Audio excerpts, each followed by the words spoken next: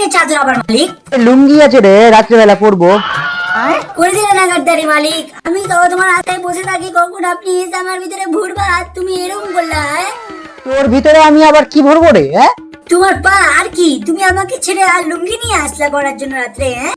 কম্বল ভাই, আমি তোর থেকে বেশি মালিককে স্যাটিসফাই করব। স্যাটিসফাই?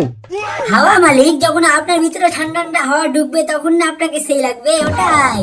আর মালিক ভিতর থেকে যে গরম গরম হাওয়া ছাড়বে ওটার কি হবে? হ্যাঁ তো কি হয়েছে, তাড়াতাড়ি তো বেরিয়ে যাবে।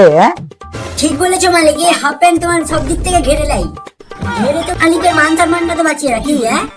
তোর মতো আছি নাকি একটা হাওয়া বলে লুঙ্গিটা উঠে যাওয়ার পর সাই সাই করে সবটা লিক হয়ে যাবে?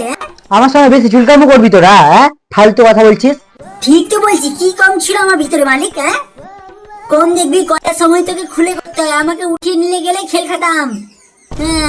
ওরে, কি করার কথা বলছিস তুই? আরে হাগার কথা বলছি মালিক, সবসময় খালি অন্য মিনিং বার করো তুমি।